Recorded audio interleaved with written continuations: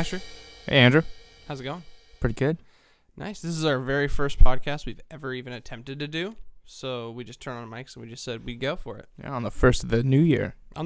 First of the new year. My New Year's resolution is to actually do something productive, so we're doing a podcast. New year, new me. And so for anybody who's listening, all 5 of you, me, Asher, my mom, Dad. yeah. For you guys who don't and your know- girlfriend. Oh, well, no, she won't listen to it. She will if you make her. Anyways. You watch her movies, she'll listen to your podcast. Oh my gosh. Yeah. Okay, I guess so. For every movie I watch, it's like 2 podcasts. Anyways, for anybody who doesn't know, Asher and I are very functioning members of society, but we are also nerds. I would say for me, I'm a traditional nerd in the way that I'm day to day. I don't have like the stereotypical nerdy look, but I do very nerdy things. I geek out about music, video games, and movies, especially movies. And Asher probably, what would you say? 1 through 10 nerd, 10 being like stereotypical Weird Al Yankovic, white and nerdy, but like 0 being like the coolest dude on Instagram you can find.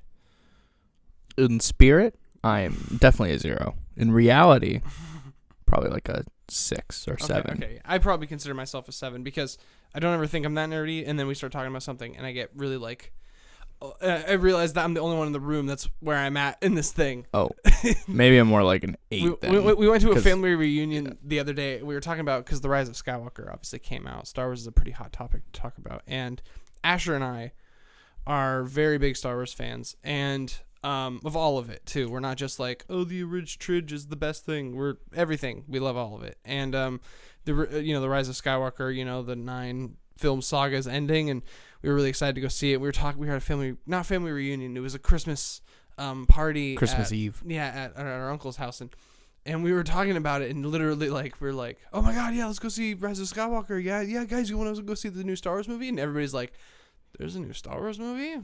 What? And then some people they were like, they brought up that Leia was like used the Force, and they were like, yeah, that's weird. And then I brought up, being the idiot that I am, I was like, yeah, well, in comic books there was, and I was like, well, she used to use the Force in the comic books because there was like a storyline where she was a Jedi. Luke trained her at one point, and literally I lost everybody besides you, Asher, but like everybody was just totally like, okay, so Andrew's a nerd, you know what I mean? Yeah, I mean that was it's kind of funny. But can we give spoilers? I feel like it's been out long enough to talk Rise about the movie. Skywalker? Yeah.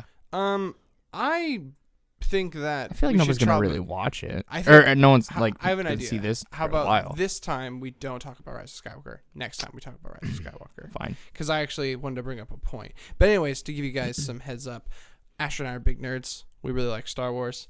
And for this podcast, I had a few ideas to talk about a few things. Actually, yes, we're going to have to talk about Rise of Skywalker because I have a couple things that I want to ask you about. Okay, so from here on out, it's spoilers for that movie. It's been out for, 2 weeks now? Yeah. You definitely should have seen it. If you haven't seen it, that's fine, but you should And the chance of you watching this is low. Yeah, because we have no following. So blame your luck. Yeah, exactly. So blame your luck. But what I was going to say was, it's funny that you brought up Luke training Leia, because that actually comes up in the movie. Oh, yeah, in The Rise of Skywalker, Yeah. She has a lightsaber. Mm-hmm. She underwent training, Mm-hmm. but they never show us. I think the craziest part of Rise of Skywalker for me, besides the Leia being trained part, which, by the way, they did the de-aging, and that was really cool. I like that. I think it's good in, like, small snippets. I don't like that they do it with, like, main characters like they did with Tarkin in Rogue One. That was kind of weird for me. It works. It works. I mean, they had to do it. They couldn't just not do it. They could have done it as like he's in a cameo. Like at the very end, they did the Leia, and I was like, oh, that's cool. But if they had her throughout the whole movie, that would bother me, because it's like that whole Uncanny Valley thing. Yeah, but I mean, the first time they did Leia, it's haunting. The first time they did Leia, it was a lot worse than what they did the guy from Rogue One. Well, that's in the same movie. Oh, I guess it is, isn't it? Yeah. It's been a minute. I've only watched Rogue One like once, and then I was like, I got it. Yeah. Because Rogue One is an entire wasn't movie. needed. It wasn't, and it was an entire movie made it was off welcome. of like a quick. Some people died to get these plans, and it's like, I think make that's a 2-hour movie about this. That's what ruined the movie, I think, for me. It was trapped in what it had to be. Yeah. They couldn't live because they already said that they died. Mm-hmm. And for me, being a Star Wars fan, but also being a very biased Star Wars fan, my favorite part about Star Wars is the Jedi and like the Force and like that part of the universe. Not necessarily. I love everything, obviously, but it is in every movie, there's a part of me that wants to see a fucking Jedi. You know what I mean? Just like jump out and be like, whoa, and just like kill everybody and just light people on fire and then just be like, I'm a Jedi. And then like, that's what I want to see subtly. Obviously I want a good movie. Obviously I want a good movie, and I want, good storytelling, and I want good practical effects with like good CGI, and I want these other elements that expand the universe a little bit. But I also want to see a freaking lightsaber flying around the field killing endless stormtroopers. Like, there's two parts of me, what I mean, that fight constantly. But anyways, so with the Leia thing, the other crazy thing besides the de-aging is the part where they made her do the Yoda impression. Do you remember that?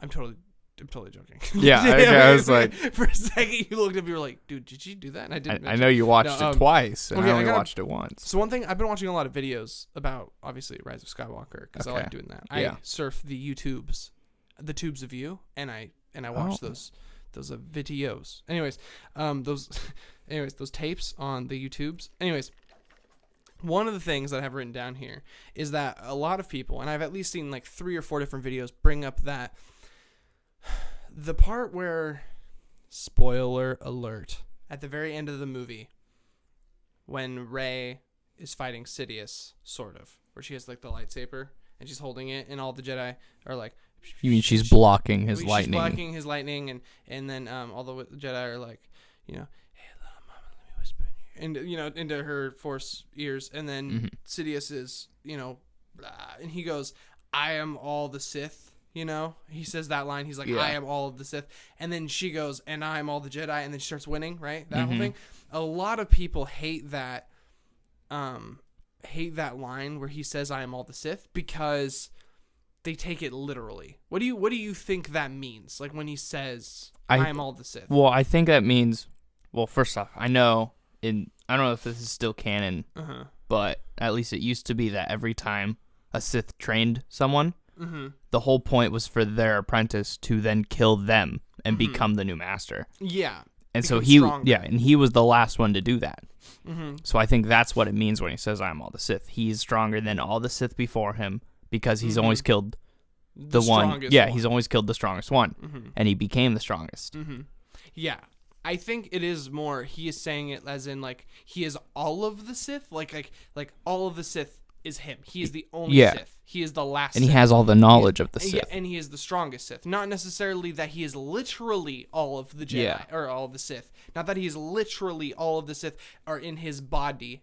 But I think what people get confused about is because right before that, I don't know if you remember this, but Asher's only seen the movie once in theaters. I've seen it twice, and it's been about a week since we've seen it. Something like that. Maybe a couple days more. But anyways, so I am going to see it a third time because it is a big movie. Yeah. And I'll probably end up buying it on Blu-ray when it comes out because I'm a sucker for that franchise. But anyways, I'll just watch it on Disney Plus. Is it going to come out on Disney Plus?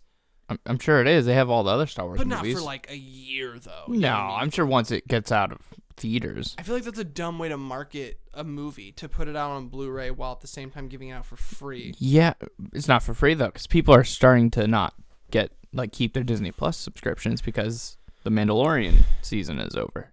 I guess so. If you're the type of person who wants to see this movie, but then also is like, oh, Mandalorian's over, so I'm going to stop. It is only $6.99 a month. So in your head, you're like, if I buy this movie, I get 3 months of Disney Plus. So you might as well just get Disney Plus, get your movie in, watch this once or twice, and then be done with it. And be able to watch other stuff. Because I want to watch Revenge of the Sith again.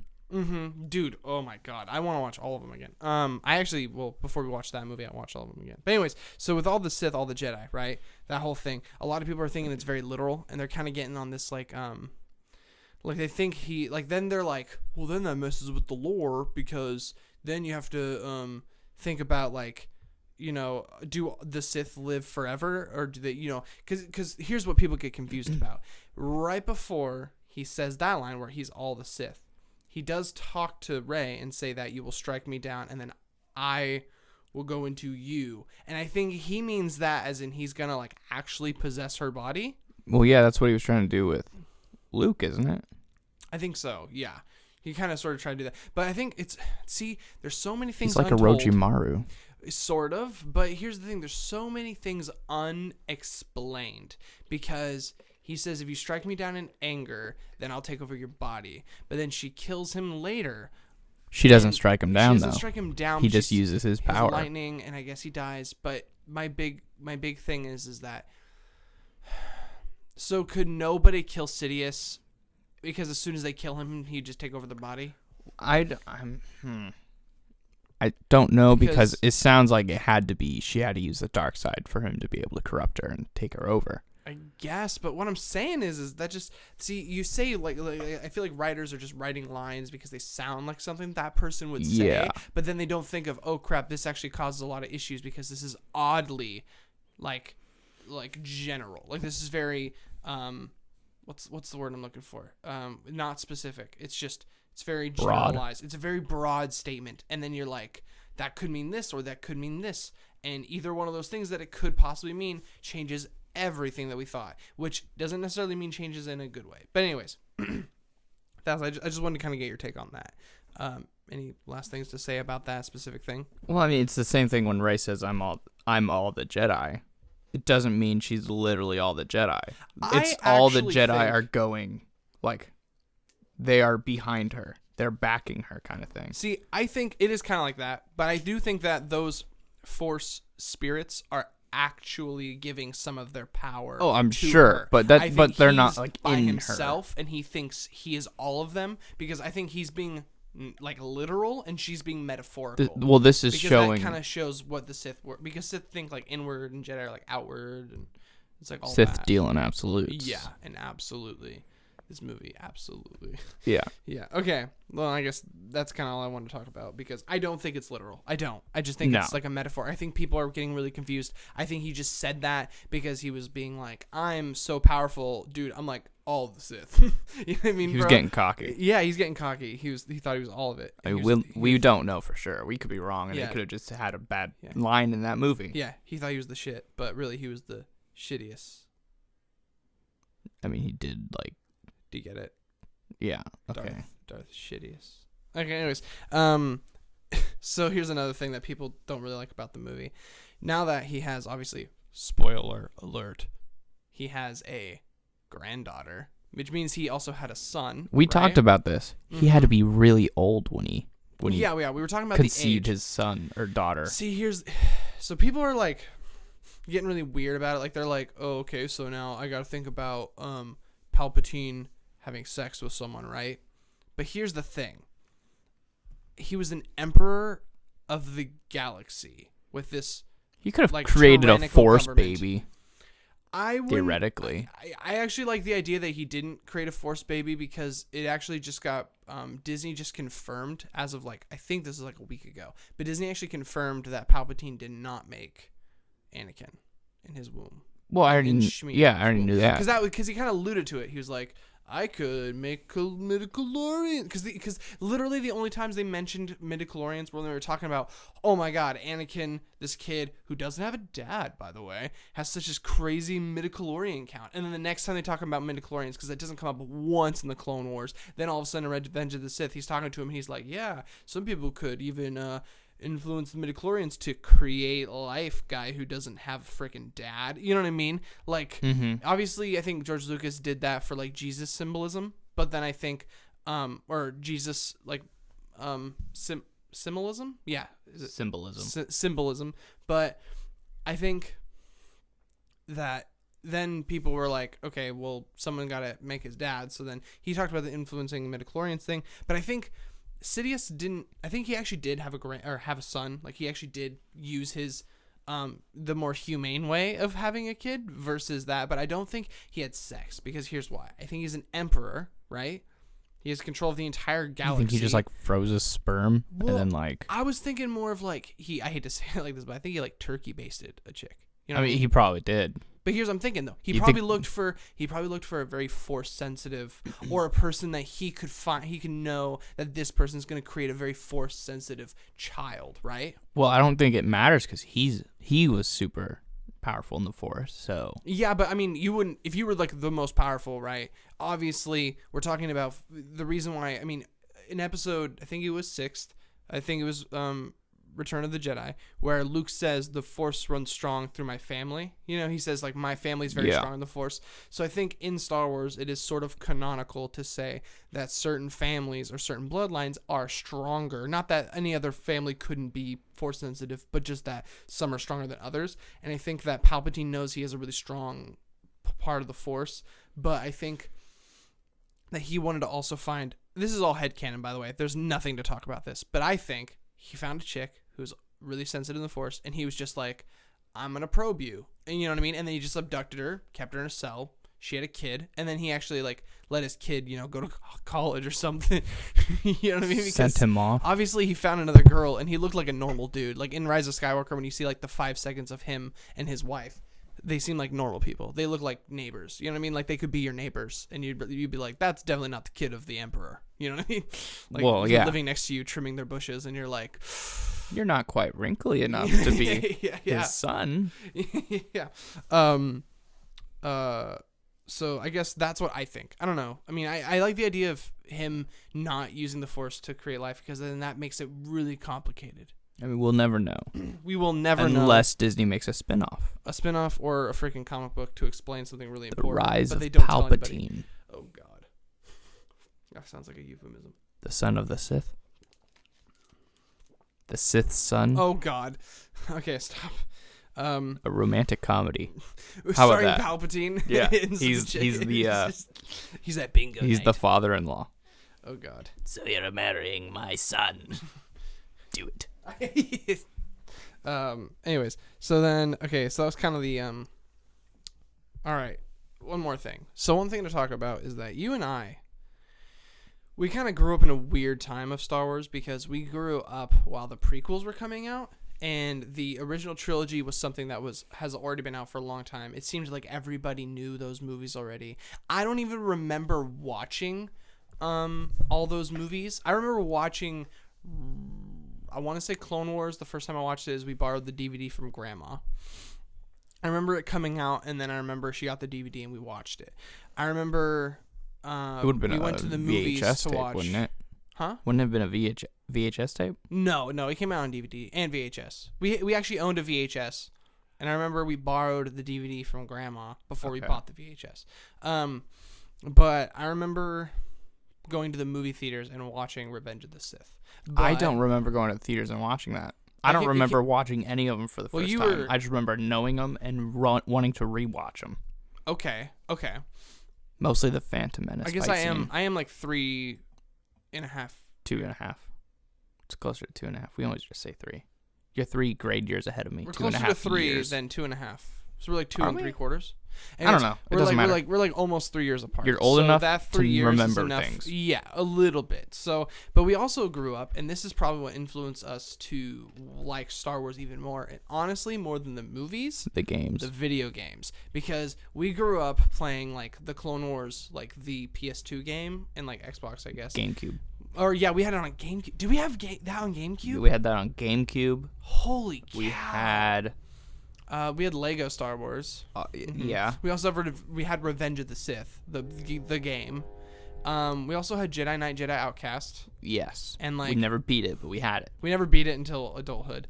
But yeah, we had that. We had like those like 4 or 5 games. Oh, and we had that little thing you just hooked up to the TV that had like 3 different Star Wars games, like the like dual one. Yeah. Oh, that was that had awful. like the super moves that we never knew how to use. Yeah, it was like old. Up, down, left, right. A, B, left, right. Yeah, you could play as old Obi-Wan. That was the coolest thing. And fight like Darth Vader. It was so crappy, but it was awesome. If you played it now, it'd be boring as hell. It was just as good as an old Mortal Kombat game, I guess. But I mean, we played those video games, and I think that gave us like some of those games were just fun because they were fun. I think the idea for any kid seeing a lightsaber and fighting, that seems awesome, mind-blowing. I think the best part was we had the lightsabers that were like hard plastic, mm-hmm. so we could hit hard. Mm-hmm. So here we are, where we would go to bed watching Star Wars movies. We'd wake up and go outside and play Star Wars with lightsabers and the guns for all outside. And then we'd come back in when it got dark and we played Star Wars video games. And then when the holidays would run around, we always got Star Wars toys. We always got Star Wars this, Star Wars that for like Christmas, for our birthdays. And then for Halloween, I dressed up as a Jedi one year. I think you did too. I also dressed up as a Stormtrooper one year. We went to Disneyland and we got to fight Darth Vader and Darth Maul. Yeah. And we got Jedi outfits. Mm-hmm. And we did all that, and that was like Star Wars back then. Before Disney owned Star Wars. Yeah, it was still. They were already they're still in cahoots. But you know what?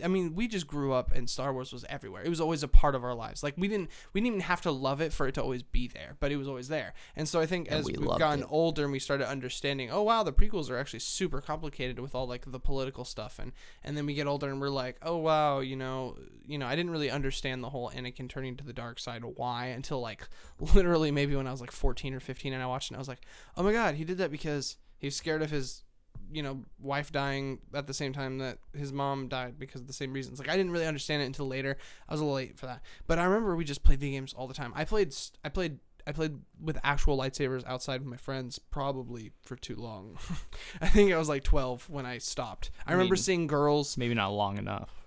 I remember seeing girls. Maybe not long enough. I remember seeing girls in my like grade who were like walking outside with their friends.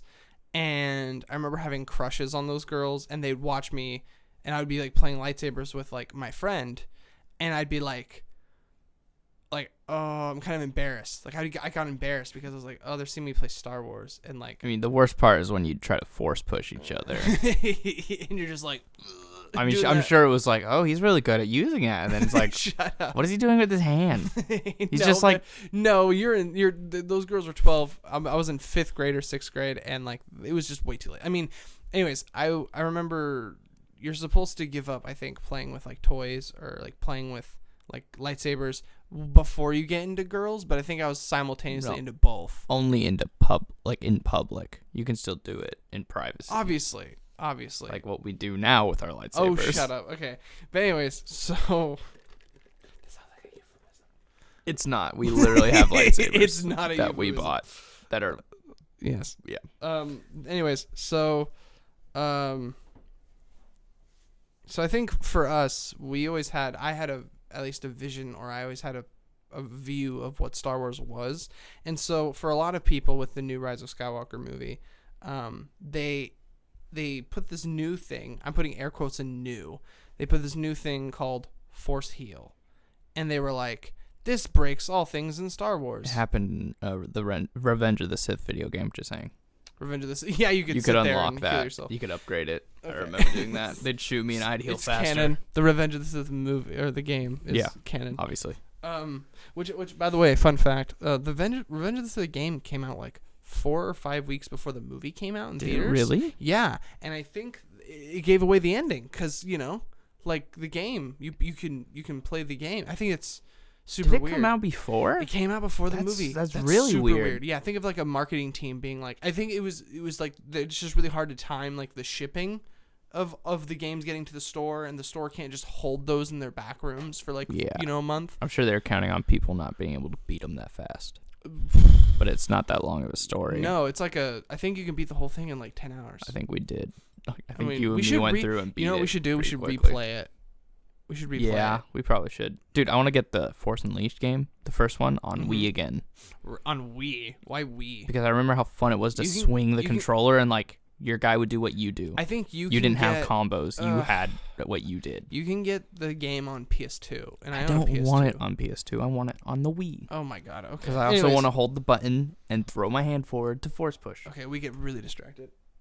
Anyways, I think so. There's this new element that they added into the 9th movie called Force Heal, and people are freaking out about it. But to me, and I don't assume your answer, but to me, Force Heal has almost always been in Star Wars because video games had it, and like I remember playing outside and being like Force Heal, and making rules like you have to stop moving for 3 seconds to use Force Heal. I mean, stuff like that. It may not have shown up in the movies.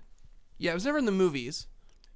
But I always assumed that the reason why it wasn't in the movies is because nobody was proficient enough in the Force to be able to do that, or that ability was only to certain people. well, think about how powerful you'd have to be to transfer your life power into another living being. Mm-hmm. And then think about all the Jedi that we saw in the prequels and in the original trilogy. Amazing duelists with like their lightsabers. Yeah. They're amazing fighters, but they're even not. if you look at lore, the Jedi with the most potential in the prequels was Anakin. Oh yeah. And he was not good with the Force. He was a very good duelist, but he was not proficient in using the Force. Well, if you think about except to enhance his physical ability. Well, here's what I'm saying though. You look at any Star Wars movie, and then you play any of the old Star Wars games. I'm more talking about like Jedi Knight, Jedi Outcast, that game. You play that game, and you're like, oh my god, like none of the people in the movies are half as good as anybody in this game, because you can jump 100 feet in the air, you can throw people across the room, you can pull them towards you, you can use force speed. Force speed was only used once in episode 1. Yeah, the Phantom Menace, at like the first 5 minutes of the movie. Anakin and Qui-Gon Jinn, or not Anakin, I'm gonna get shot up for that.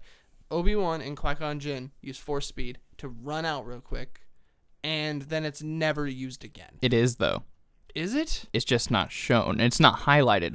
If you, in the novelization of episode 3, when Anakin is fighting Count Dooku, it says that his lightsaber moves so fast that Count Dooku only sees a blue, like, Blur. just blue he just sees blue.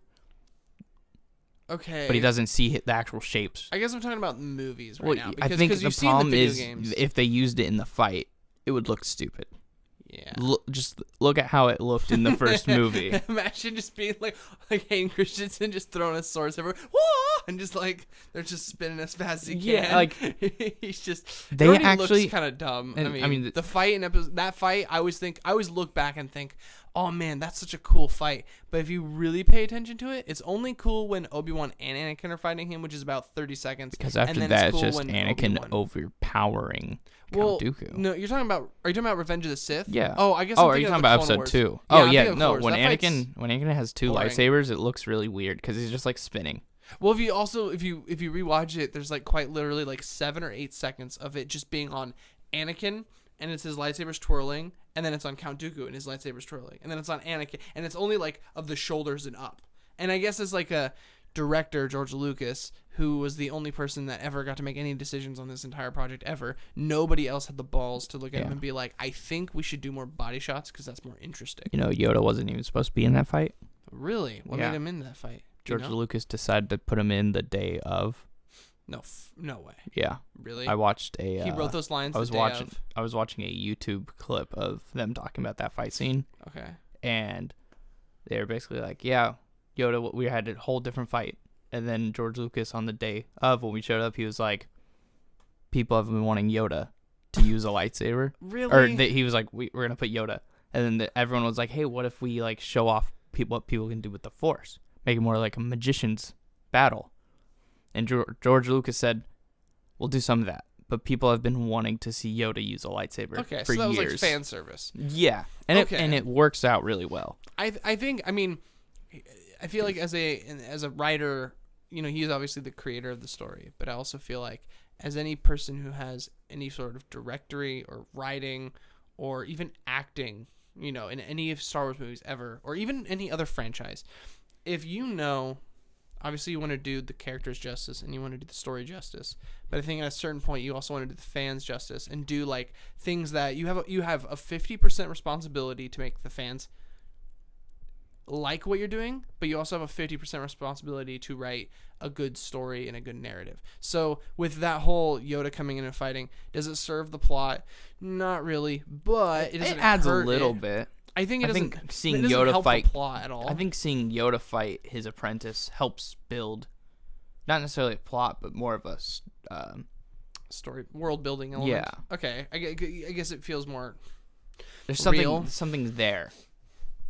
I guess so. I mean, I'm more thinking of like,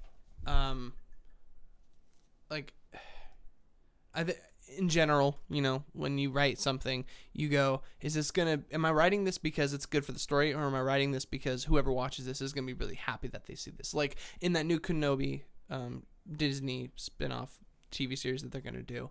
Obviously, we want to see some, Ewan McGregor doing his best stunt coordination of the lightsaber and fighting some crazy awesome people, right? Yeah. But if every episode just has him fighting a bunch of people, is that a good story? No. So there's going to be episodes, or there's going to be parts of episodes where it's him, meditating, or him training, or him doing some other stuff. Negotiating. The negotiator. Although he always fails at negotiating, except for when he uses the Force, which is when we see him. Think about it. When did he ever talk his way out of anything? You know what, though? I never really thought about this. You just brought something new to me. In the first movie, in The Phantom Menace, he goes with Qui-Gon Jinn to go do negotiations with the Trade Federation or whatever, at the very beginning, the very opening. He goes with Qui-Gon Jinn, and he's negotiating with him. In the second movie, he goes to Kamino to talk with them about negotiations, about the clone troopers and all that stuff, the army. Then they already had that planned, wasn't he? Well, it was another. He was investigating. He was investigating. I guess you're right. He was just investigating. He wasn't. Yeah, he was negotiating. He was looking for the assassin. Mm-hmm. And then, in the third one, he meets. I guess he doesn't.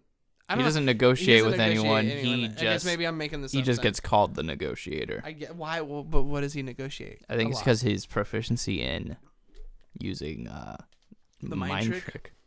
Is he the only one that uses proficiency in the mind trick? Because, obviously Qui-Gon Jinn tried it, which I'm assuming that means he can do it most of the time.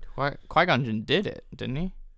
No, he tried it on, he was like, you'll maybe take the, he waved his hand, and he was like, you'll let me take the boy and the parts for the speeder if we win. And then he's like, no, your Jedi mind tricks don't work on me. Oh, that's right. Yeah, he's like, I'm too into money. That's the only thing I like here, man. Money.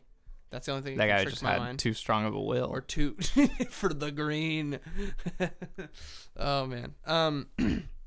So, but in general, when every movie kind of adds a Force ability or adds something, but in this movie, I didn't think Force Heal was a new ability because I've always known Force Heal as part of Star Wars. You know what it added was was the communication between Leia and Ben.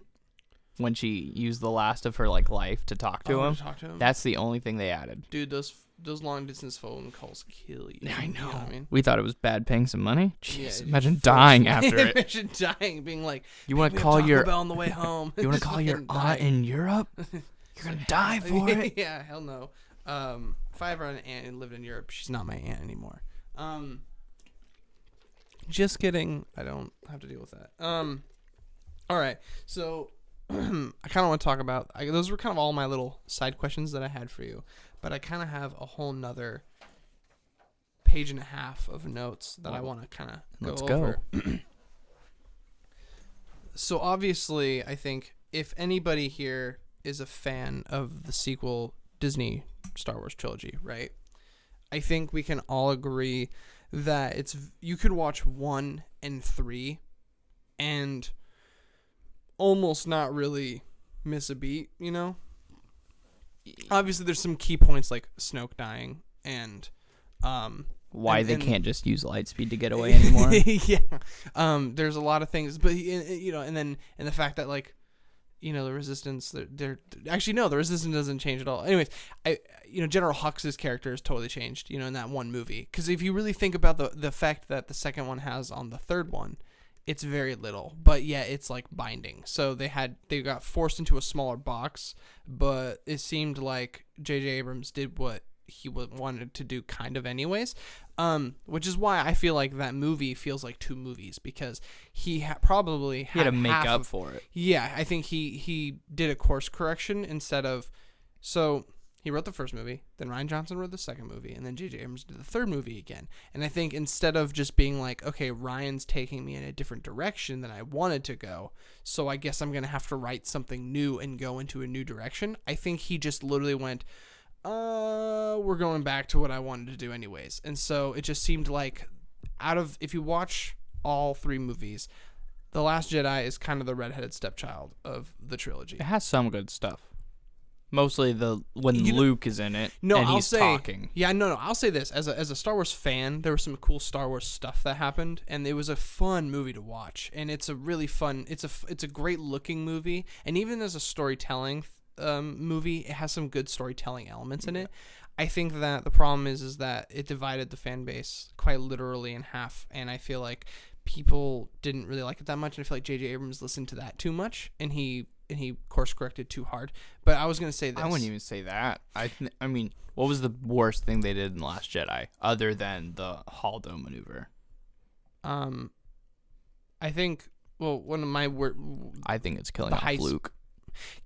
Okay, so I actually don't mind that Luke died at the end of the second movie out of the all 9. But the 3. Lame how and he him died. Becoming a 4. Yes, I want to say this: the way he died was not very good. I feel like the whole Force projection. Then he somehow died from either overusing the Force, which has never been said before. So things that I didn't like about The Last Jedi, and then I'm just gonna speed run this because I don't really plan it out, but these are the kind of ones that I'm kind of making up on the top of my head right now. But I didn't like how Luke died. I didn't mind that he did die. I just don't like how he died. Then I will say the next thing is I don't like how they made General Hux a total joke in that movie. A total joke. There's nothing to be scared about. In the first movie, you're like, this guy's got some power. He's really. You're talking about the redhead guy, right? Yeah, General Hux. Yeah. The British accent, really angry all the time, yelling. He always looks really short, but maybe it's because everyone's just tall. He's around actually him. He's like 6'2" or something Really? like that. He Yeah, seemed like he just looked Adam Driver's short. like 6'3", but he's also Adam Driver's wearing like big boots and maybe his that's black why. helmet and stuff. I think the whole point was to make him look up to make him inferior. I think what they were going for with those two characters was a sort of dynamic that like Tarkin had with Darth Vader. Darth Vader and him respected each other a lot, and like you would listen to them talk, and Tarkin would say something to Darth Vader, and Darth Vader would listen to him. Darth Vader would respect him and listen to him, and I think he also respected Darth Vader. But these two were more like siblings who fought over power, and Snoke was daddy, and they were just like, Daddy, he did something bad, and Michael. Yeah. So I think. Well, with that dynamic in mind, I didn't like that they made him such like a wimp. You know what I mean? He's such a joke. He's a joke now. He's not a feared presence. I don't like how they killed him in The Rise of Skywalker. It was very quick. He didn't get like justice. Like he got shot, and then he was like, they overpowered me and blah blah blah, and the guy was just like, you're the traitor. How would he have known that? I think he's known it for a while. How? If someone knew that, then they've got to like show that. They've got to show him kind of. I mean, you and 4 stormtroopers, right, are alone in a room, and then there's 3 people who are in all handcuffs, and they're about to be executed. There's a Jedi on board too. And they don't know what she did throughout that whole time other than when she was with Kylo Ren. Okay, you're right. But he got shot, in the leg. That would take him out of a fight. I guess so. But if you're already suspecting something like that and then you do that, I mean if General Pride, who was the guy that shot him, I feel like he's a very smart person. He can figure that out. Because in my head, I was like, he's like, you got to shoot me. They'll think I let you go. In my head, my first thought was, that's not convincing enough because they've got to have cameras. They've got to, you know what I mean? Or they've got to because they walked in, they were like, shoot the cameras, and they shot the cameras. Then you go to this other room, not a room they've been in before, and then that happens. Now, off screen, he could have shot the cameras, or he could have deactivated them before he, whatever. There's a lot of things you could do there. But I'm just saying, I feel like it wasn't convincing enough because in my head, if my friend tomorrow did the exact same thing, in the same sort of situation, deep down I'd be like, I'd have a hunch. But if you're already suspecting it and then something like that happens, you just would be like, but you're why a was freaking he traitor. Suspecting him? Because they knew that they had a mole, but they didn't know who. They had no clue as to who it was. Earlier in the movie, Kylo Ren, when he walked in, he goes, I sense unease about my, and then he goes, about my presence or about my look, and then they're like, no, your helmet looks cool, and then Hux looks at General Pride and they have this like glare at each other and then look back. I think they were fighting each other for power. And also that General Pride was in cahoots with the Emperor, and I'm sure the Emperor could figure out who was. I mean, yeah, I guess he could that figure out could stuff. be true. There's a lot of stuff that could have happened outside of the camera. But anyways, I'm kind of getting off topic here. But anyways, there's a few things that I don't really like about The Rise of Skywalker. The Last Jedi. I actually like the movie in general, but there's a few elements of the movie that I didn't like. I didn't like that they introduced light speed tracking, or Yeah, hyperspace tracking. 'cause that doesn't make sense. Yeah, I didn't Unless you put a tracker on the ship itself. How can you do but that? but even then, if you go so far away, you could lose the signal, right? I mean, if you're Bluetooth only goes 35 feet on my headphones. I'm imagining a tracker can't go more than like, a 1,000 light years. We're talking about a thing that has lightsabers, and you're gonna try to compare their trackers to Bluetooth. Don't even tell me. Don't even tell me. You can't put real life logic on. No, you can. Space thing. But you have to assume they're way more advanced than us. You don't think their trackers could travel? But here's what I'm saying though. Of course, it's way more advanced. But just look at Batman's trackers, dude. He's never lost a Asher, signal. give me okay. And that's not even like futuristic. That's just a dude in a cave. No, but the thing about space is that in certain elements, like if you watch Kylo Ren, he had to go through like a nebula to get over to the planet that Emperor Palpatine was on, which kind of sounds like testicles. Exegol. Chandler told me that it sounds like Exodus or something. No, it's Exegol, but it sounds like testicle, but just take out the T. Esticle. Exegol. Don't worry about it. Anyways, I'm just saying that you have to go through nebulas and you have to go through like black holes in certain areas, and there's a bunch of stuff going on in space that you can't account for that I really don't think you could track with even like a little thing that you put on like a Find My Keys thing, like for like a tracking beacon. So I don't think they can go that. You could go. I think you can do it for a long time, but I think that if it goes a certain distance away, you lose the signal. Okay. Maybe if it gets close enough again, all of a sudden you get it back again.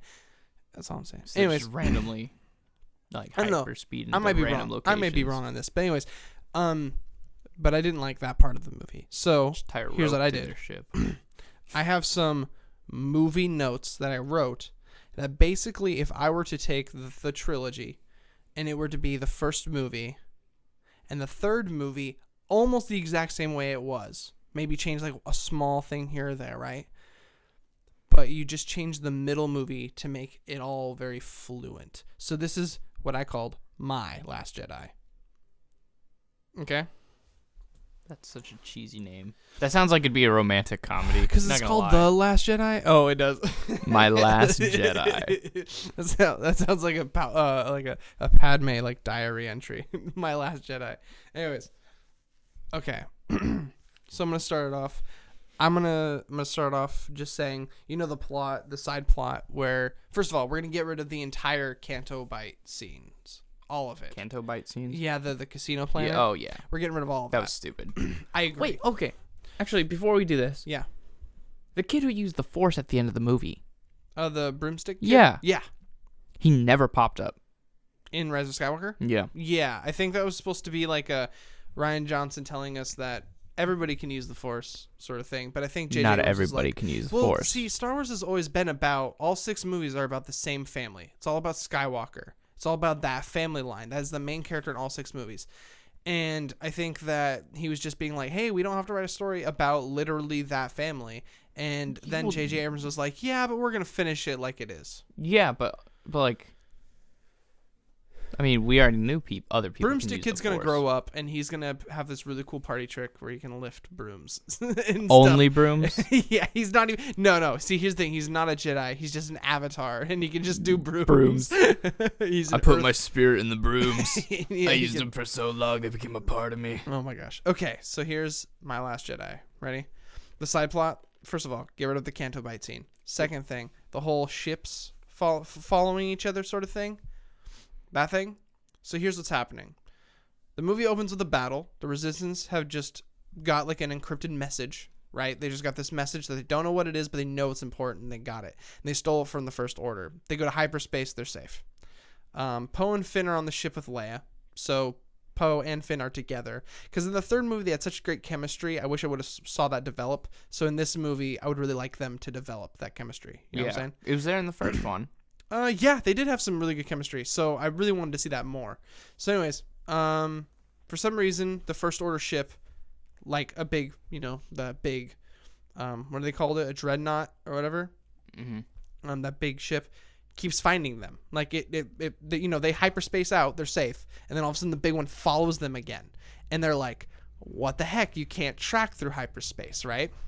So then they end up fighting him, and then they win, and then they leave. Well, not win, they survive, and then they leave again. And then Leia goes up to Poe and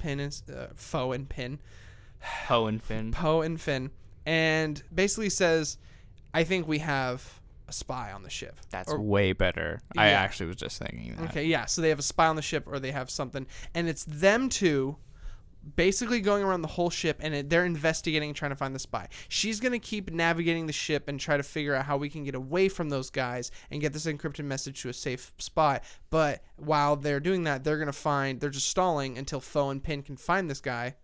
Poe and Finn. I'm going to say that all night. Anyways, Poe and Finn. So is the First Order slowly catching up then? Well, not necessarily catching up, because they keep hyperspacing away, and then they keep hyperspacing to them, but it obviously takes a few minutes. So they get away, and then maybe they have like 20 minutes for them to. Well, that spy has to be like, here's our location, send it to the First Order. So they just have to figure out how to track them sending it and go from there. Yeah.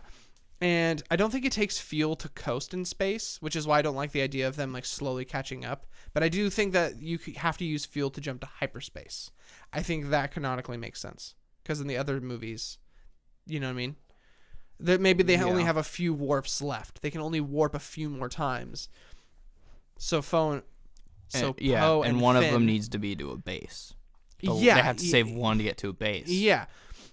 So basically, we can figure that out. But basically, now those two are working together to find a spy on the ship. Mm-hmm. That is way more cool than the whole mutiny thing, and like the whole Leia gets passed out and the whole girl coming on, because that just.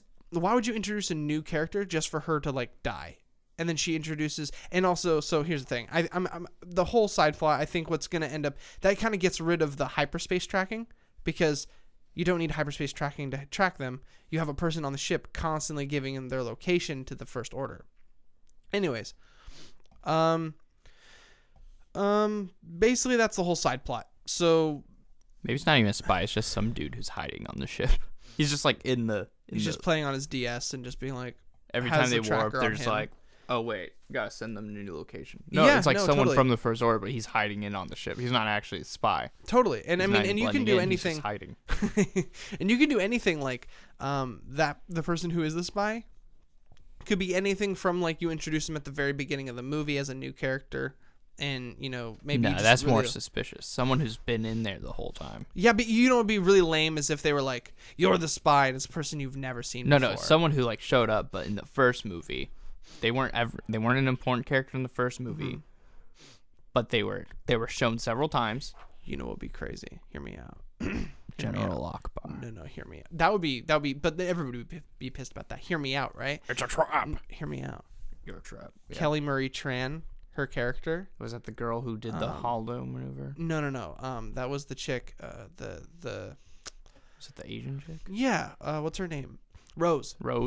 She's the spy. Hear me out. She's such a useless character. No, but hear me out. Well, of course in that movie, but in this movie, hear me out. She's like, hey, like she's like stopping them from going to certain areas. She maybe she does the same thing as Finn.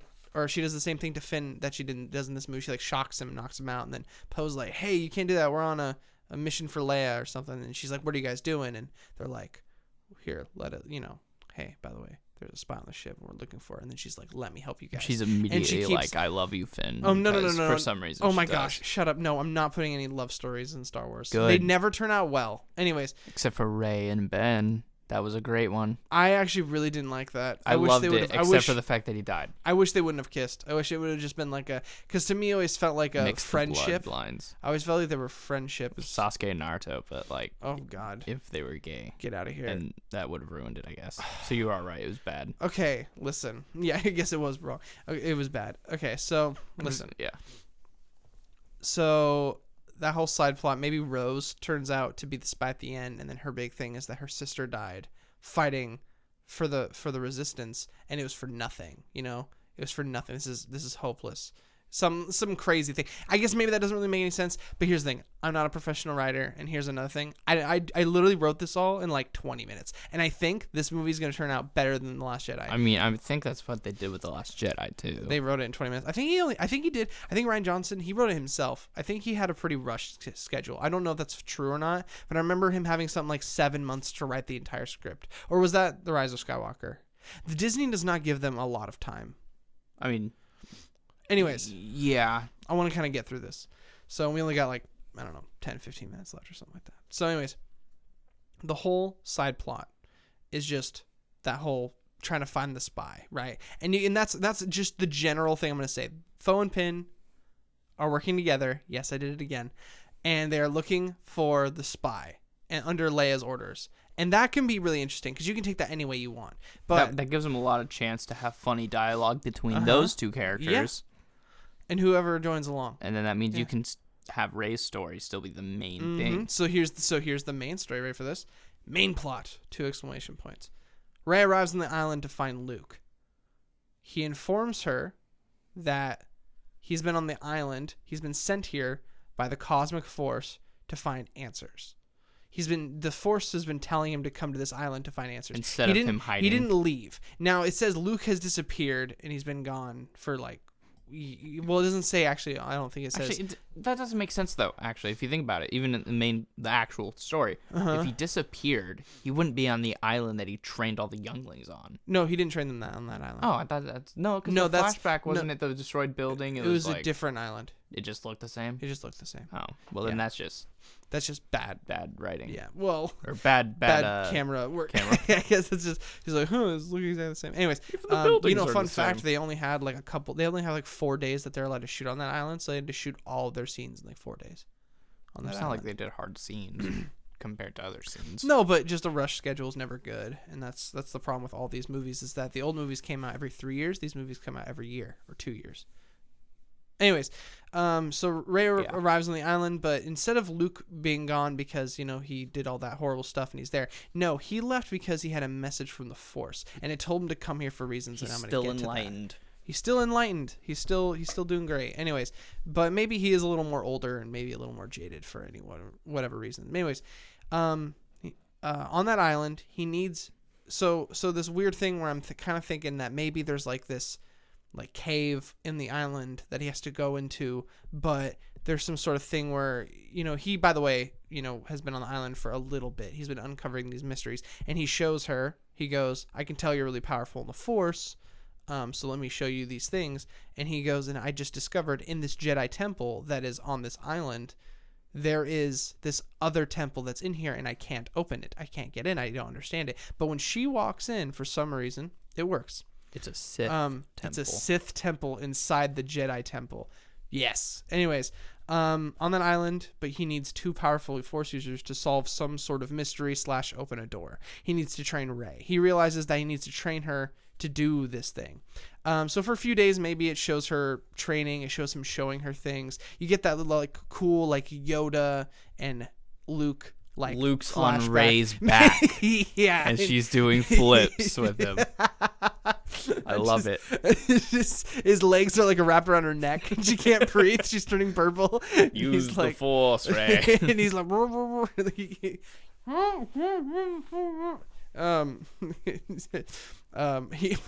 I wished was what happened when she shows up on the island. Instead of him being like cynical and old and mean, I wish he was like I wish he was like Yoda, where he's just kind of a couple of his marbles aren't there, like he's just kind of a little screwed up in the head. So like she gets there and he's like, Luke, you're looking for, and he's like he has like come to my he has a sock puppet that's like Yoda. No, it should be a younger Luke, and he's like, no, I think Yoda would be better. He does a Yoda impression. Oh my god. But she becomes really like a lot more proficient in the Force quickly. Like he realizes, wow, you're really strong. Luke's really impressed. They figure out that what he's looking for was buried deep in the island. It's a small Sith temple, and finds out / receives a message that Palpatine is either back or he never left. So in the second movie, he realizes, whoa, Palpatine's actually still here. he's back and he's never left. So he never really died, or he had a backup plan, and he finds out in the Sith temple about that. You know what I mean? Mm-hmm. Anyways, maybe he gets like a Force vision where he like sees something in the past, or he gets like a message where it shows Palpatine was always working on cloning, or Palpatine was working on immortality in some sort of way, like maybe like essence transfer sort of stuff. And because that happened in the old comics, so it wouldn't be like a completely new thing to talk about. But Palpatine can transfer his essence into other people and other beings, other bodies. And I think that Luke discovering this might make him go, that's the thing I've been sensing. I've been sensing this thing that's been going on, and it's that he's getting more powerful. He's getting stronger. He's regaining his power back from when I was younger, but I'm older now, and I don't know if I can take him on by myself. And where does Kylo Ren come into all this? Is he's still on the dark side? Yeah. So actually, I have it later down here where it still says, I think it's literally the next line. He receives a message that Palpatine is back, or he never left, right? And then, but there's the same Reylo like plot where their Force bond is still happening, where they keep having like those messages between each other where they can talk. It's still happening, but during on and off when like she's training. So when she's not training, and obviously Kylo's saying like, I think that the whole plot between like the whole Luke, trying to kill Kylo thing, I don't like that. Yeah, because he was supposed to be this intelligent, enlightened Jedi. Yeah, I don't like the idea of him trying to kill. He has power. Yeah, and he's a Skywalker, which makes sense that he would have power. I just like the idea. Every Skywalker's been powerful. Yeah, I just like the idea that Kylo has always had an inkling with the dark side. Like he's always wanted to explore that, and because he's been told no this whole time, that maybe Luke's been like, no, dude, we don't do the dark side here. Maybe he saw a vision of his parents dying, and then that turned him. The same way Anakin got turned, because Palpatine is manipulating him. Yeah, I think that. And then he ends up killing Kylo's bond with his parents, with that whole thing. I don't think that's a good reason in terms of the dark side, because obviously later he kills his dad. No, I know, but like, I think what would be interesting is if he turned thinking if he does this, he can gain power and figure out how to save him. Okay, I think but then him killing his father is what also makes him kind of start leaning back towards the light. Okay. Because he realizes like that it couldn't save him. Well, he killed his dad. Yeah, that's what I'm saying. I think there's gonna be some problems with that, but hear me out. I think that maybe he just turns to the dark side because obviously Sidious has been talking to him this whole time, and I think just putting thoughts into a young man's head and just like being like, you could get more powerful, you could stroke your ego, you could be just like your grandfather Darth Vader. So hear me out. I think that's what draws him in, is the Darth Vader lineage. Anyways, so but instead of Luke being mad that Rey and Kylo have this Force bond, I think he's more realistic to it. Like, he's a cool dad in this situation where he talks to her and he's like, hey, I understand you guys have this Force bond. I really don't think you should be talking to him because he got seduced to the dark side, and I don't want him seducing you because I can already tell you're super powerful. Obviously, I've trained you for a few days, and I think you're amazing, but I really don't want you to turn to the dark side because I fear that within you. And for some reason, you opened that door to get into this temple, and I can't explain that. And I think maybe because Kylo's essence is in you a little bit. I don't know. I don't know why it is. Bond. There's some sort of thing there. So does Luke figure out that Rey is a Palpatine? Yes, he does, but he doesn't say it. Anyways, Rey finds out that with that message that Luke heard, they both kind of discover that Palpatine is after Kylo, or something, that Kylo's in danger somehow. Right? Maybe it's a body possession thing. Like that would make Sidious sense. wants to possess Kylo's body because he wanted to possess Anakin's body before it got all fucked up. And then he wanted to possess Luke's. So anyways, but she insists on leaving because she's gonna go fight Snoke. She's like, I'm gonna go fight Snoke and I'm gonna go help Kylo. And she goes, I know that Kylo will help me and we can both kill Snoke together, or Palpatine. Like this whole Snoke Palpatine thing is, Kylo is being trained by Snoke, or they're working together, but the Palpatine's going to come in, and she thinks Snoke's working for Palpatine. So she thinks Snoke is helping Palpatine train up Kylo so that Palpatine can go in this. So she wants to go help Kylo with that, and she's like, I'm going to leave and I'm going to go do that. And Luke thinks that she should just stay and not do that. The same way that in obviously in Empire Strikes Back, he was like, I gotta go help my friends. I gotta go to Cloud Yoda City. was like, you're not ready. Yeah, they were like, you're not ready. You can't. You'll fight him and you'll lose. You know what I mean? And they were like, he'll try to seduce you to the dark side. I think that he's gonna say the same thing. Kylo's gonna try to take you to the dark side, right? Well, So maybe instead of saying she shouldn't go, he's just like, this is what's going to happen. It happened when I did it. It'll happen when you do it. Be prepared. Exactly. Yeah, he exactly. sends her off. Yeah, because he knows, because he's wiser. It's literally happened to him like 30 years ago. So he's not being stupid about it. Like, you know, he's not trying to be like a parent that's like overly protective. He's smart about it. He's like, hey, this is going to happen. I don't think you should go. And I did the same thing, so I understand. More like a Ben Kenobi, because Ben Kenobi was like, "You're gonna have to do this." Yeah, but he saw it happen. Yeah, so. But okay, so I think, so the same way Yoda did. So it's rhyming, right? So it's the same sort of thing where it's kind of like, you know, it's that's a callback to Empire Strikes Back. It explains why they act like this. Exactly. So she leaves anyways, and she ends up in the throne room scene, the same throne room scene where she gets there, she gets captured. Snoke's like, yo, you're under my possession now. You're strong in the Force. Whoa, da-da-da. And then he's like, Kylo, kill her, right? He's like, kill her. Although Rey and Kylo would be more on equal standing at this point. She would have some training. She's not amazing. More unequal. Well, here's the thing. She would actually know how to fight with a lightsaber. Well, no, I think here's the thing. I think she'd be just as strong as she was in The Last Jedi, but now it explains it because she actually would get some training. Well, maybe as strong in the Force, but I think her lightsaber abilities would be a lot better. Possibly. Because she did not know how to use a lightsaber. I mean, possibly. Yeah, maybe. Anyways, yeah. So, but they kill Snoke the same exact way, right? Keep that the same, because I thought that was awesome. Kill Snoke, and maybe she tells him like, you know, Snoke's not who you think he is, da da da da, and then he's like, and he just goes like, I know, and she's like, what the fuck? And then they get there, and then he kills him, and then they fight the guards, same fight guard scene, except they don't have to CGI out the second dagger because she can fight him. Yeah. She can actually beat him. Do it. Anyways, and then after they kill the guards, remember how they have that whole scene where he's like, come with me, da-da-da-da? And she's like, come with me. Yeah. So I think they should have that, but it shouldn't be as serious. And they don't do that whole force pull with the lightsaber. I think that was kind of dumb. Well, not dumb, but I liked it in the movie, but I think that doesn't serve this movie's plot. So hear me out. As soon as they kill the guards, they have a quick conversation of Kylo's like, you should come train with me. I could train you. I could be a great teacher. And she's like, no. I already have a great teacher, and he's like, I know I was trained by Luke too, but now I'm more powerful than he is, or some crap like that. I don't know. She's like, boy.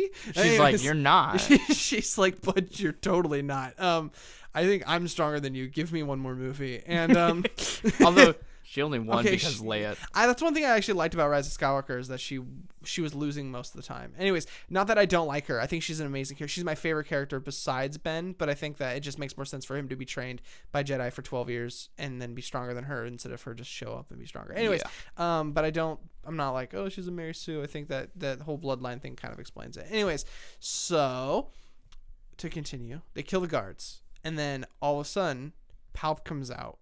And instantly, like, I'm maybe thinking it's Palpatine, just his voice, right? Or is actually. I'm thinking he actually comes out. I'm gonna be honest with you. I think they kill him. Then they're having this conversation. All of a sudden, you hear like a laugh, and then the door just goes flying open, and then both their bodies get like boom, frozen. And he comes out, and he's just overpowering them. They like instantly. I mean, the second he walks through the door, he is so much powerful than both of them. But when he comes out, I think that he should say something like, "Two Force users, a Jedi, and a Ren, like I have not, or I have not, a Knight of Ren, like I have not seen Force users in so long. It's amazing that I just found both of you here."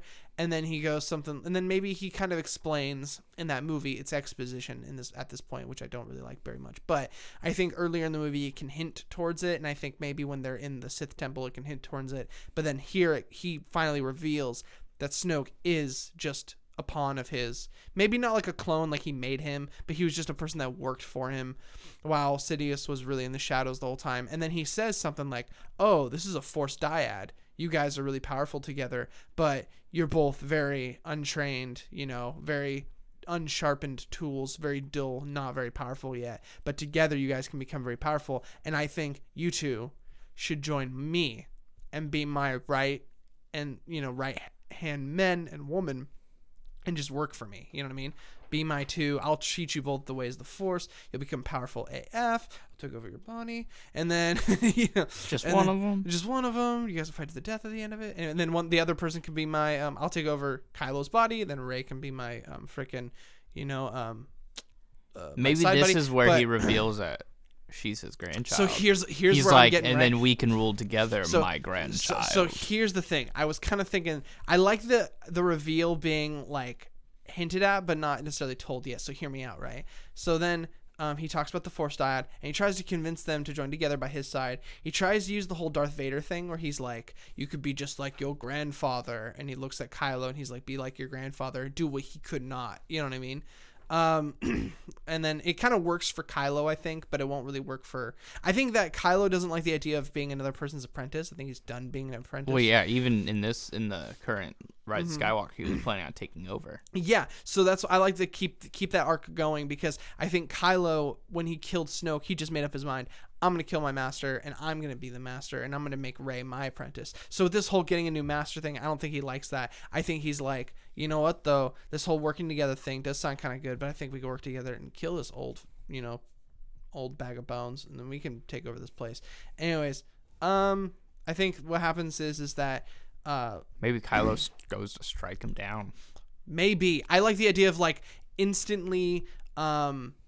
Rey's like, I'm not doing it, and so then she like attacks him. Obviously Sidious overpowers her. Then Easily. Kylo wants to help her out because they have this Force bond or this Force dyad. He can't help it, so he just has to help her out. So now it's them two versus Sidious. I would say maybe they put up a good fight for like, I don't know, 10 seconds, and then he just instantly overpowers them. He's like, I'm done, and he just Force lightnings, and they're just like, about to die, right? And then Luke jumps in and he saves them, right? And hear me out. I think he should give a good wound to Sidious. So hear me out. I want him to give a good bodily wound, so that in the next movie he explains why he can't walk around or something, right? Maybe he cuts off his leg. I want to say this. I think that he should use some of his... I think Luke Skywalker can do this. Hear me out. Just crushes his leg. I want Luke Skywalker to use some sort of ability where he kind of knows, and maybe he mentions this earlier in the movie, where he's not as strong as he used to be. He's not in his prime anymore. And hear me out. Sidious is getting more and more powerful in the Force. And hear me out. Luke Skywalker fights Sidious, and he sacrifices himself in order to, using a Force ability, gets rid of him, like kills his body, but it permanently damages Palpatine's ability in the Force. Like, he is no longer strong in the Force because of the way he is. Now, I don't think that would work. I think maybe if he was like, I can't beat him, but I can at least, maybe he's like, I don't know. He obviously can't win. He's weaker than he was. But he can at least do something permanent damage. So maybe he does die right there before he does anything, but then immediately comes back as a Force ghost. Oh, that's awesome! And then fights him as a Force ghost. Yeah, and maybe Sidious, like you see Sidious like get this like kind of a fearful look on his face. Because he sees Luke as a Force ghost. And that's what you assume. But it turns out what he saw was all of the Force ghosts. Okay, but you don't see it. You just see Luke, and then Luke says something like Luke goes, I don't know. He could say like something. We're all here, and then right before he goes, says something that kind of alludes to them, all the Force ghosts. Well, hear me. Yeah, hear me out. But I think as a story, just story dots, right? I think he sacrifices himself to somehow permanently hurt. Diminish Sidious's power, so that ruins the story. What do you mean? Because then the story. Because I think the whole point should be Rey and Kylo have to then become stronger than Luke was, so that they can win. But if you diminish his power to use the dark side, then that just means now we don't have to get as strong. Well, here's what I'm saying. I'm trying to make it go right into Episode 9 without altering it too much. So what would make sense is that when he sucks their bodies and he goes, a Force dyad, right? And then he's like, this brings my power back. Maybe in the 9th movie, he's wanting to get both of them because he's just going to suck all their power back to get his power back, and then he's going to start over with new people. That's his plan. That's his plan now, because I think that I guess maybe never mind. I think you're right. I think what would happen is just Luke, maybe hurts him permanently, becomes a Force ghost, saves those guys leave, and then in episode 9, Kylo Ren, and then they have this big moment at the end where Kylo's like, no, I'm still gonna be in the First Order, but I'll be training and you should be training too, and we'll just fight together when we have to. When the time comes, we're going to both fight Palpatine and you'll join me or something like that. They still have that. We have to work together, but we're not going to fight because we believe in the same Kylo Ren things. goes to a Sith temple and Rey goes back to the Jedi temple. And then that kind of ends right there. And then number 9 picks off with years later they've been training. Emperor Palpatine's been gaining this army. Maybe that's Luke Skywalker's lightsaber breaks in that fight. Oh, and that's why Rey has to get a new lightsaber. Okay, and maybe that's when she goes back to the Jedi Temple. Okay, to construct her own. And see, that's what I'm saying, though. Take that's that from Jedi Fallen Order. Yeah. Oh my gosh. So yeah. But that's the end of my Last Jedi. So hear me out. Big plot changes, right? The side plot, I think, gets more chemistry between the characters. Gets rid of all those new things like hyperspace tracking. That's dumb. Gets rid of the whole Canto Bight scene. And then you have the main plot where it really focuses on more of the lore of Sith and Jedi. And then you get this whole Palpatine coming back in the second movie. And they fight him, they leave, and then they fight him a second time. Because in the original trilogy, he fights Darth Vader in the 5th movie, and then he loses, and then he fights him in the 6th movie. I think that would be great because they lose, they realize they get stronger, then they win. It's a much more satisfying trilogy. It adds so much character development. Adds way more character development. Also, they have a loss under their belt. Exactly. They have a chip on their shoulder. They gotta win. So I think it also becomes, because in this entire trilogy, you really feel like, I'm gonna be honest, the main characters the entire time, you really feel like, oh wow, they're invincible. There's no danger. They're gonna win. Like the whole time, I always felt like that. The only time I really felt like, oh wow, they really did that is when Kylo got stabbed, and then literally 3 minutes later she healed him. And I was like, no way, Disney's that ballsy to kill off their best character halfway through their final movie instead of at the end. I don't like how. I don't like the whole part where she stabs him. I thought that fight was great, but I hated how because she saw him stand there like. It's not like she was in the middle of. Yeah. She wasn't in the middle of attacking, and then he just stopped. He was about to hit her. He stopped, and he was like, "What?" And then she's like, and she's like, "Oh, let me do this." Yeah, and then she stabs him. It's a very not. And then she's immediately like, "Wait, what? What did I just do?" She's like, I'm sorry, but why would you do it in the first place? She said, "I'm sorry" because Leia died. I think she was saying, "I'm sorry," like that his mom passed away. I think it was both. I think she was sorry that she stabbed him. Sorry once for your mom. Sorry twice for the stab. Yeah, I'm really sorry. This is a bad day here. I kind of wish. I'll pay for your dinner. I don't know. Part of me wishes that Rey would have died instead of Kylo Ren. Yes, because I think that would have been great if he then had to live with what happened, be like, I was bad, so I learned from it because. It's the same thing that happened to Anakin, except without him dying. So he gets to live and kind of live through that instead of immediately becoming a Force ghost. Because he became a Force ghost. Which I always thought that you had to train so that when you had to learn that well, so that whenever you die, you join the Force. I mean, Kylo Ren was powerful in the Force. Yeah, but like remember in the third one, Obi-Wan and Yoda were like, I got used to new training to do, bro, because your old master. Came here and he showed us ways to live past that. I don't know. Anyways, I just want to talk about that movie. I think, personally, it fixes all the major problems. And this is just my personal opinion. It fixes all the major problems that I had with the second movie while it keeps all the things that I loved about the second movie.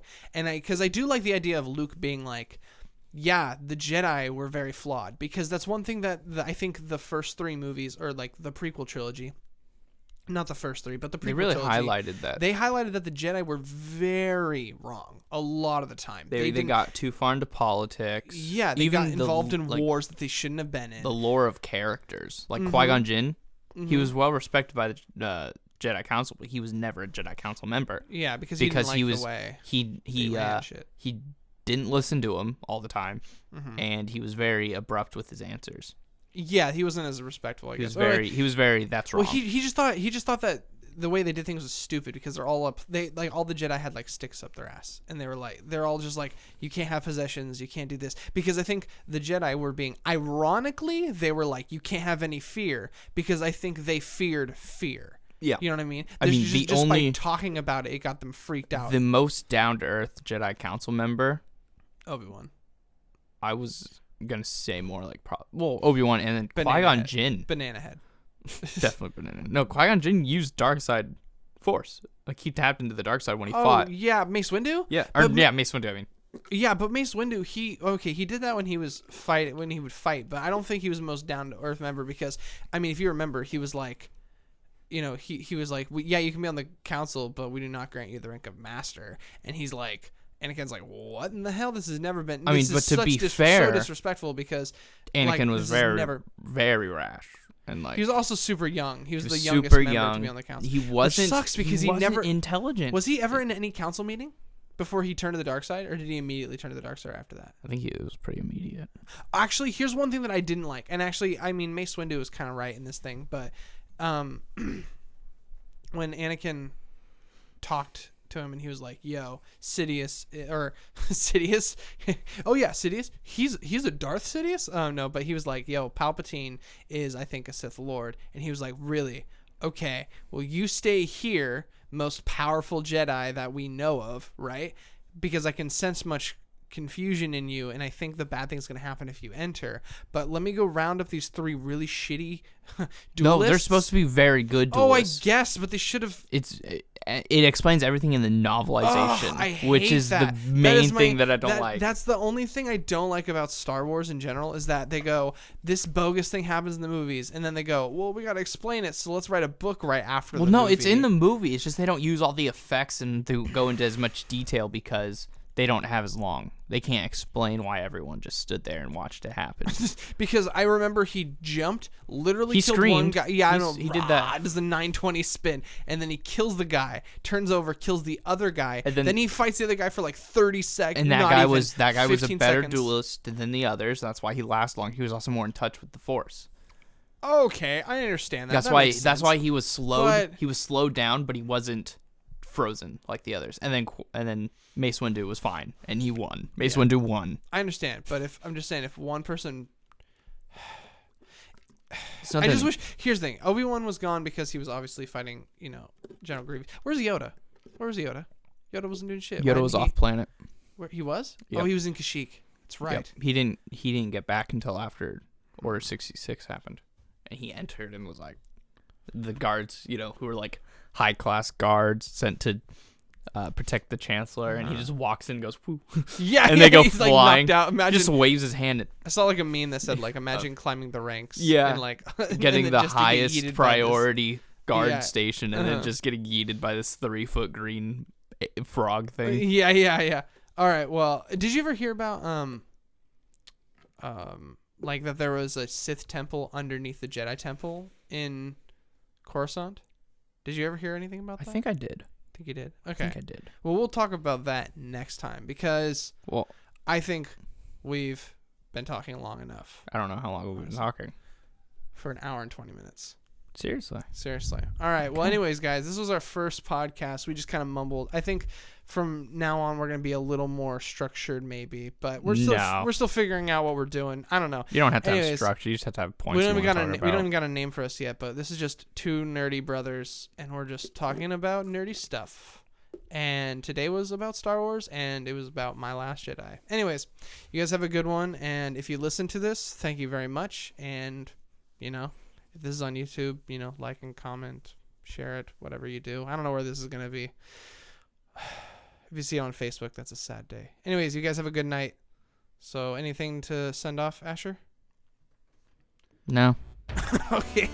All right. See you guys later. Have a good one.